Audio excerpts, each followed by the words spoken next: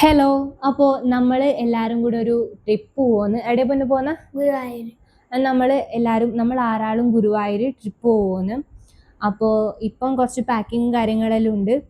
പിന്നെ നമ്മളിപ്പം പെട്ടെന്ന് പ്ലാൻ ചെയ്ത ട്രിപ്പാണ്. അപ്പോൾ പെട്ടെന്ന് പ്ലാൻ ചെയ്തുകൊണ്ട് തന്നെ ടിക്കറ്റ് ഒന്നും കിട്ടിയിട്ട. അപ്പോൾ ഇവിടുന്ന് പയ്യന്നൂരിൽ നിന്ന് കോഴിക്കോടേക്ക് ട്രെയിനിൽ പോയിട്ട് അവിടുന്ന് KSRTC ബസ് എടുത്ത് ഗുരുവായൂരേക്ക് പോകണം. അപ്പോൾ നമുക്ക് വീട്ടിലേക്ക് പോയാലോ? റൂമിന്റെ അവസ്ഥ ഇപ്പൊ ഇതാണ്, കണ്ട. നമ്മള് ഇവിടെ ഇത് അയൺ ചെയ്യാനുള്ള ഡ്രസ്സെല്ലാം ഇതിന്റെ മുകളിൽ ഇങ്ങനെ എടുത്ത് വെച്ചിട്ടുണ്ട്. ഇനി ഇതെല്ലാം പകുതിയായിട്ടു. രാത്രി പാക്കിങ് കാര്യങ്ങളൊക്കെ കഴിഞ്ഞ് നമ്മൾ കിടക്കാൻ നല്ല ലേറ്റ് ആയിട്ടുണ്ടായിരുന്നു. രാവിലെ ഏകദേശം ഒരു 4 മണി ആ ഒരു ടൈം ആയപ്പോൾ തന്നെ എഴുന്നേറ്റിട്ടുണ്ടായിരുന്നു. പക്ഷെ എഴുന്നേറ്റ സമയത്തുള്ള വീഡിയോസ് ഒന്നും ഞാൻ എടുത്തിട്ടില്ല, തിരക്കായതുകൊണ്ട്. അങ്ങനെ നേരത്തെ പറഞ്ഞ പോലെ നമ്മൾ നേരെ പയ്യന്നൂർ റെയിൽവേ സ്റ്റേഷനിലേക്ക് പോയി.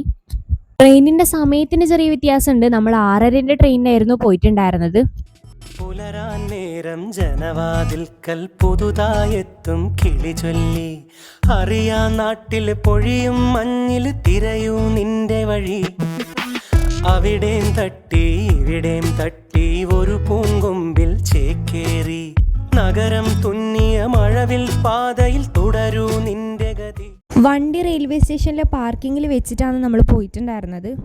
6:30 ട്രെയിനിന് പോകാനായിട്ട് ഏകദേശം ഒരു 6:06, 6:05 ആ ഒരു സമയമായപ്പോൾ തന്നെ നമ്മൾ റെയിൽവേ സ്റ്റേഷനിൽ എത്തിയിട്ടുണ്ടായിരുന്നു. ഞാൻ നേരത്തെ പറഞ്ഞല്ലോ, പെട്ടെന്ന് പ്ലാൻ ചെയ്ത ട്രിപ്പ് ആയതുകൊണ്ട് ടിക്കറ്റ് കിട്ടിയിട്ടുണ്ടായിരുന്നില്ല എന്ന്. അപ്പോൾ റെയിൽവേ സ്റ്റേഷനിൽ എത്തിയ ശേഷമാണ് നമ്മൾ ടിക്കറ്റ് എടുത്തിട്ടുണ്ടായിരുന്നത്. കൈവേദന പോയാ? കുറച്ച്.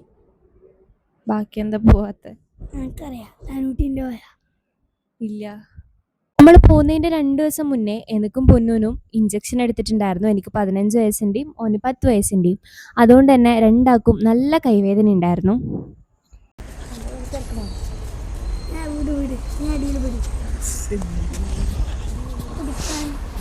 ട്രെയിൻ ചെറുതായിട്ട് ലേറ്റ് ആയിരുന്നു. അപ്പോൾ ആ സമയത്ത് നമ്മൾ പഴയ കുറേ കാര്യങ്ങൾ ഇങ്ങനെ പറഞ്ഞുകൊണ്ടിരിക്കുകയായിരുന്നു. പിന്നെ നമ്മന്നേരം ഇടുന്ന തേങ്ങയും സാധനങ്ങളെല്ലാം എടുത്തിട്ടല്ലേ പോലെ അല്ല കൂടെ റെയിൽവേ സ്റ്റേഷനിൽ ഇറങ്ങുമ്പോഴത്തേക്ക് ഉണ്ടാവും.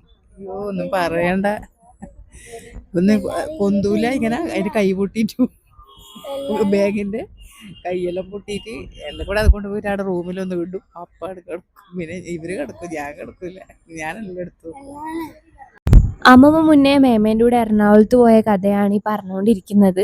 അങ്ങനെ കാത്തിരിപ്പിനൊടുവിൽ അവസാനം ട്രെയിൻ വന്നു. ഞാൻ മൈക്ക് ഓണാന്ന് വിചാരിച്ചിട്ട് എന്തൊക്കെയോ പറഞ്ഞിട്ടുണ്ടായിരുന്നു. പക്ഷെ മൈക്ക് ഓണല്ല എന്നുള്ള നഗ്ന സത്യം ഞാൻ ഈ വീഡിയോ എഡിറ്റ് ചെയ്യുമ്പോഴാണ് മനസ്സിലാക്കിയത്. ഇത്രയും വലിയ ഗതികെട്ടവൻ ഈ ലോകത്ത് വേറെ ആരെങ്കിലും ഉണ്ടാവും എൻ്റെ കർത്താവേ. കോഴിക്കോട് റെയിൽവേ സ്റ്റേഷനിൽ ഒരു ഓട്ടോ പിടിച്ച് നമ്മൾ KSRTC സ്റ്റാൻഡിലേക്ക് പോയി. ബസ് വരേണ്ട ടൈം ആവുന്നതിന് മുന്നേ നമ്മൾ അടുത്ത് കണ്ട ഒരു ഹോട്ടലിൽ കയറി ബ്രേക്ക്ഫാസ്റ്റ് കഴിച്ചിട്ടുണ്ടായിരുന്നു. ബസ്സിന് അങ്ങനെ വലിയ തിരക്കൊന്നും ഉണ്ടായിരുന്നില്ല. പിന്നെ നമ്മൾ സീറ്റ് ബുക്ക് ചെയ്തതുകൊണ്ട് അത്ര വലിയ പ്രശ്നം ഉണ്ടായിരുന്നില്ല. ഫൈനലി നമ്മൾ ബസ്സിൽ കയറി. ഞാനും അമ്മയും തമ്പും ഒരു സീറ്റിലിരുന്നു. മേമയും അമ്മമ്മയും പൊന്നും വേറെ അടുത്ത സീറ്റിലിരുന്നു. നമുക്ക് രണ്ടാക്കും ഓരോ സീറ്റാണ്, അതുകൊണ്ട് വേറെ വേറെ സീറ്റിലിരുന്നു. പൊന്നു ഇങ്ങോട്ട് നോക്കിയ പൊന്നു.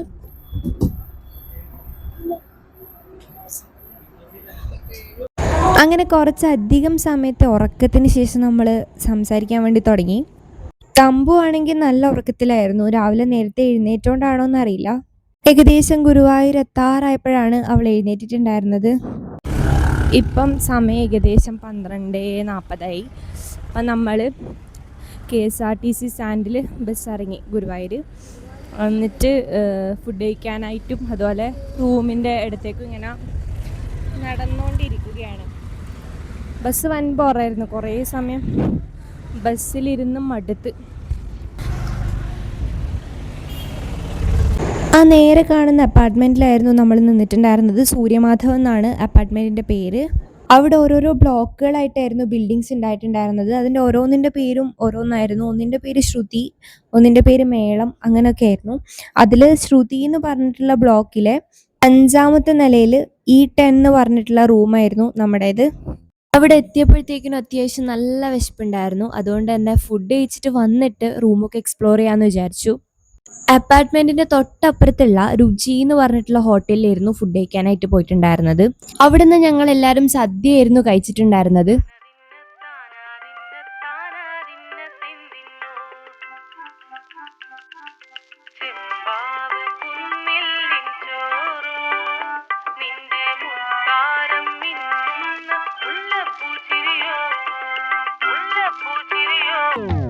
ചെമ്പാവ് പുന്നില്ലിൻ ചോറ് നിന്റെ മുത്താരം മിന്നുന്ന മുല്ലപ്പൂച്ചിരിയോ.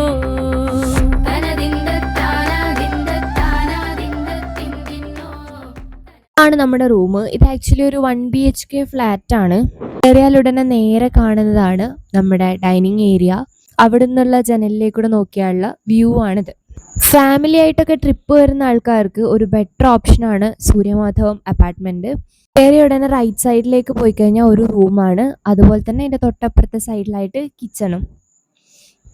നമുക്ക് അത്യാവശ്യം ഒരു ബ്ലാക്ക് ടീ ഒക്കെ കുടിക്കാനുള്ള സൗകര്യം അതിൻ്റെ അകത്ത് ഉണ്ടായിരുന്നു. കെറ്റിലും അതുപോലെ ചായപ്പൊടി, പഞ്ചസാര അങ്ങനത്തെ സാധനങ്ങളൊക്കെ അവിടെ ഉണ്ടായിരുന്നു. അതുപോലെ കുടിക്കാനായിട്ട് വെള്ളവും ഉണ്ടായിരുന്നു. ഹാളിലും ഒരു ബാത്റൂം ഉണ്ട്. അഫോർഡബിൾ ആയിട്ട് ഗുരുവായൂർ അമ്പലത്തിൻ്റെ അടുത്ത് റൂം നോക്കുന്ന ആൾക്കാർക്ക് ഇതൊരു നല്ല ഓപ്ഷനാണ്. കയറി റൈറ്റ് സൈഡിലായിട്ട് കിച്ചണിൻ്റെ തൊട്ടപ്പുറത്തെ സൈഡിൽ കാണുന്നതാണ് ബെഡ്റൂമിൽ നിന്നുള്ള വ്യൂ ആണ് ഇത്. ഹാളിൽ നിന്നുള്ള ജനലിൽ നിന്ന് കുറച്ചുകൂടെ അങ്ങോട്ട് നോക്കിക്കഴിഞ്ഞാൽ നമുക്ക് ഗുരുവായൂർ അമ്പലത്തിൻ്റെ കിഴക്കേ നട കാണാൻ വേണ്ടി പറ്റും. അതുപോലെ ബെഡ്റൂമിലും ഒരു ബാത്റൂം ഉണ്ട്. ഇപ്പോൾ ഫാമിലി ആയിട്ട് ഗുരുവായൂരേക്ക് ട്രിപ്പ് വരുന്നവർ അപ്പാർട്ട്മെൻറ്റിൻ്റെ പേര് മറക്കണ്ട, സൂര്യമാധവം. അങ്ങനെ നമ്മൾ കുളിച്ച് ഫ്രഷായി ഒരു 4 മണിയൊക്കെ ആയപ്പോൾ അമ്പലത്തിലേക്ക് പോവുകയാണ്. നമ്മൾ താമസിച്ചിട്ടുണ്ടായിരുന്ന അപ്പാർട്ട്മെൻറ്റിൻ്റെ അടുത്ത് നിന്ന് ജസ്റ്റ് ഒന്ന് നടക്കാനുള്ള ദൂരം മാത്രമേ അമ്പലത്തിലേക്ക് ഉണ്ടായിരുന്നുള്ളൂ. നമ്മളവിടെ എത്തിയപ്പോഴത്തേക്കിനും അത്യാവശ്യം നല്ല തിരക്കും അതുപോലെ തന്നെ നല്ല ക്യൂ ഉണ്ടായിരുന്നു തൊഴാനായിട്ട്. അതുകൊണ്ട് തന്നെ പോയ ഉടനെ ഞാനും അമ്മമ്മയും മേമയും പൊന്നും കൂടെ തൊഴാനുള്ള ക്യൂവിൽ നിൽക്കുകയാണ് ചെയ്തത്. അമ്മയും തമ്പും പുറത്തൂടെ കയറുകയാണ് ചെയ്തത്. ഇപ്പോഴത്തെ ഫോൺ അലൗഡ് അല്ലാത്തതുകൊണ്ട് ബാക്കി വീഡിയോസൊന്നുമില്ല. ഏകദേശം ഒരു 3-4 മണിക്കൂറത്തെ ക്യൂ നിൽക്കലിന് ശേഷമാണ് നമുക്ക് അകത്തേക്ക് കയറാൻ വേണ്ടി പറ്റിയിട്ടുണ്ടായിരുന്നത്. അതിനുശേഷം നമ്മൾ അടുത്തുള്ള ഒരു കോഫി ഹൗസിൽ കയറി ഫുഡ് കഴിച്ചിട്ടുണ്ടായിരുന്നു. പിന്നെ അവിടെയുള്ള എല്ലാ മാലേൻ്റെയും വളേൻ്റെയും കമ്മലിൻ്റെ ഒക്കെ കടയിൽ കയറി. ഞാൻ അവിടെ കണ്ട ഒരു കടയിൽ കയറി പൊന്നൂന് ഒരു ഷർട്ട് വാങ്ങിച്ചിട്ടുണ്ടായിരുന്നു. പിന്നെ കുറേ കമ്മൽ, മലവള അങ്ങനത്തെ ഐറ്റംസ് ഒക്കെ വരെ വാങ്ങിയിട്ടുണ്ടായിരുന്നു. ഈ വീഡിയോസൊക്കെ എടുത്തു വെച്ചിട്ട് ആക്ച്വലി ഒരു 1 മാസം കഴിഞ്ഞു. എനിക്ക് എഡിറ്റ് ചെയ്യാനുള്ള മടി കൊണ്ടാണ് ഈ വീഡിയോ പോസ്റ്റ് ചെയ്യാനായിട്ട് ഇത്രയും ലേറ്റ് ആയിട്ടുണ്ടായിരുന്നത്. അതുകൊണ്ട് തന്നെ ഈ വീഡിയോയുടെ സൗണ്ടിലൊക്കെ ചെറിയ ഡിഫറൻസ് ഉണ്ടാവും. കാരണം ഇത് പല ദിവസങ്ങളിലായിട്ട് എഡിറ്റ് ചെയ്ത് വെച്ച വീഡിയോ ആണ്. അതുകൊണ്ട് തന്നെ നിങ്ങൾക്ക് ചെറുതായിട്ട് കണ്ടിന്യൂറ്റി കുറഞ്ഞത് മാതിരി ഫീൽ ചെയ്യാനുള്ള ചാൻസ് ഉണ്ട്. അങ്ങനെ രാത്രി ഏകദേശം ഒരു 10 മണിയൊക്കെ ആയപ്പോൾ നമ്മൾ തിരിച്ച് റൂമിലേക്ക് പോയി. അങ്ങനെ അടുത്ത ദിവസം രാവിലെ എണീറ്റ് അമ്പലത്തിൽ പോകാൻ വേണ്ടി റെഡിയാവുകയാണ്. എല്ലാവരും ട്രഡീഷണൽ ഔട്ട്ഫിറ്റ്സ് ആയതുകൊണ്ട് റെഡിയാവാൻ കുറച്ചധികം സമയം എടുത്തു. പൊന്നൂൻ്റെ മുണ്ടാണെങ്കിൽ ഉടുത്തിട്ടും ശരിയാവുന്നുണ്ടായിരുന്നില്ല. അങ്ങനെ കുറച്ച് സമയത്തെ കഷ്ടപ്പാടിന് ശേഷം എല്ലാവരും റെഡിയായി ഇറങ്ങിയിട്ടുണ്ട്.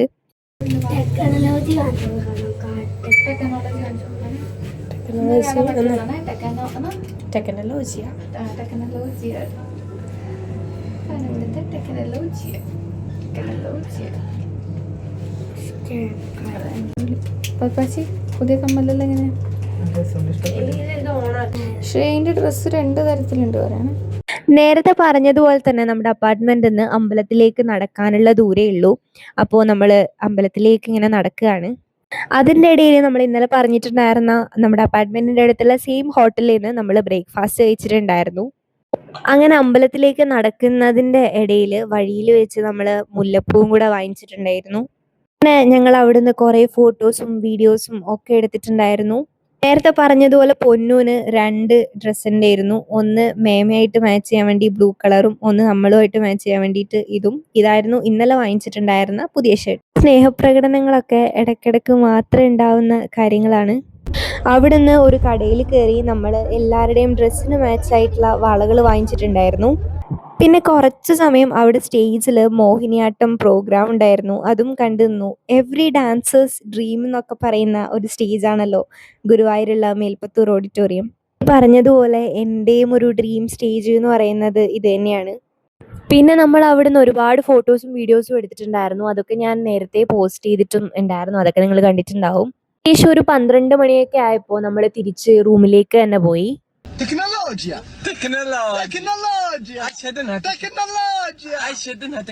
ഇത് പറഞ്ഞ ടെക്നോളജിയാ ഇതായിരുന്നു ആ കാർഡ് വെച്ച് ഗേറ്റ് തുറക്കുന്നത്. അങ്ങനെ തിരിച്ച് റൂമിലേക്ക് പോയി ഡ്രസ്സൊക്കെ ചേഞ്ച് ചെയ്ത് നമ്മൾ റൂം വെക്കേറ്റ് ചെയ്ത് അവിടെ നിന്ന് ഇറങ്ങി നമ്മൾ തിരിച്ച് വീട്ടിലേക്ക് പോവാണ്.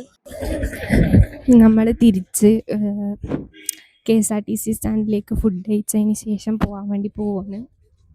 അങ്ങനെ ഫുഡൊക്കെ കഴിച്ച ശേഷം നമ്മൾ KSRTC സ്റ്റാൻഡിലേക്ക് വന്നു. അവിടെ കുറച്ചധികം സമയം വെയിറ്റ് ചെയ്യേണ്ടി വന്നു, കാരണം ബസ് നല്ല ലേറ്റ് ആയിരുന്നു.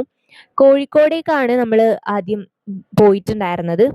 ഉച്ചയ്ക്കുള്ള ബസ്സിൽ നമ്മൾ കോഴിക്കോടേക്ക് പോയി കഴിഞ്ഞാൽ അവിടെ നിന്ന് നമുക്ക് 6:30 ട്രെയിൻ കിട്ടും എന്നുള്ള പ്ലാനിലായിരുന്നു നമ്മൾ പോയിട്ടുണ്ടായിരുന്നത്. പക്ഷേ ബസ് എത്താൻ വേണ്ടിയിട്ട് ലേറ്റ് ആയതുകൊണ്ട് ട്രെയിൻ മിസ്സായി പോയിട്ടുണ്ടായിരുന്നു.